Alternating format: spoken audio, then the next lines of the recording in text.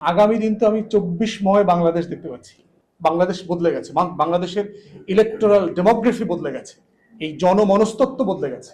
সরকারি দলের থেকে তোমরা অনেক বেশি শক্তিশালী, এটা তোমরা প্রমাণ করে ফেলছো। অতএব সরকারি দল বলতে কিচ্ছু নাই, দেশের মানুষ তোমাদের পক্ষে আছে। কিভাবে দেখো, ভোটের রেশিওতে আসি এখন। আমাদের ভোটার সংখ্যা কত জানো তোমরা? 13 কোটি, 12,76,00,000।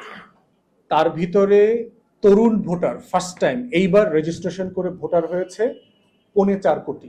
2001-এর পরে যেহেতু কোনো ভালো নির্বাচন হয় নাই, মানুষ ভোট দিতে পারে নাই, অথবা ধরো যদি 2008-এর পরেও ধরি, যারা বাংলাদেশে কখনো ভোট দেয় নাই এমন জনগোষ্ঠীর বয়স এখন 35 থেকে 40। এই 40-এর বিলোতে ভোটারের সংখ্যা হচ্ছে 6.5 কোটি। এই জেনারেশনের সংখ্যাটা 5 বছর পরে এই রেঞ্জের ভোটারের সংখ্যা বাড়বে না কমবে? 2031-এ একটা নির্বাচন হবে না? আগেও হইতে পারে যদি তোমরা চাও, আর কি তোমরা চাইলে 1-2 বছরের মধ্যে নির্বাচন হবে। বাট যদি 2031-এ হয় নির্বাচন, তাহলে এই রেঞ্জের ভোটারের সংখ্যা 6.5 কোটি পার হয়ে 8 কোটি পার হয়ে যাবে। কারণ বুড়ারা মারা যাবে না, সিনিয়ররা মারা যাবে, আর ইয়াং জেনারেশন, তোমাদের যারা অধস্তন জুনিয়র, এই অভ্যুত্থানের পক্ষের কর্মী যারা ছিল তোমাদের, এই সংখ্যাটা নতুন ভোটার তালিকাতে আসবে না, ঢুকবে না? তাহলে এই তালিকাটার কারণে তোমরা 5 বছর পরে কি আরো শক্তিশালী হবা না দুর্বল হবা? আরো শক্তিশালী হবা।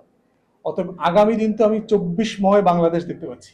24-এর বাইরের কোনো বাংলাদেশ এক্সিস্ট করবে না, সিম্পলি পসিবল না।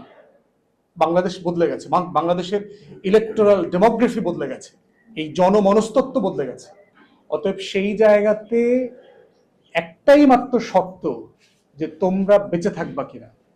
বেঁচে থাকা মানে তোমার রুহ থাকা না। মানুষ বেঁচে থাকে কতক্ষণ? যতক্ষণ তার মেরুদণ্ড সোজা থাকে আর আকল সচল থাকে। বেঁচে থাকার শর্ত হচ্ছে দুইটা, মেরুদণ্ড সোজা থাকে আর আকল সচল থাকে, জিন্দা থাকে। আকল মরে গেলেও মানুষ মরে যায়।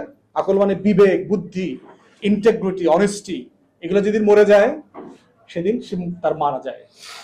এই জন্য আল্লাহ তাআলা কোরআনে বলছে, দেখবা যে ওদের চোখ আছে ওরা দেখে না, কান আছে শোনে না, কলব আছে বোঝে না। উলাইকা কাল আনআম বাল হুম আদাল। তাদেরকে চতুষ্পদ প্রাণী বলা হয়েছে।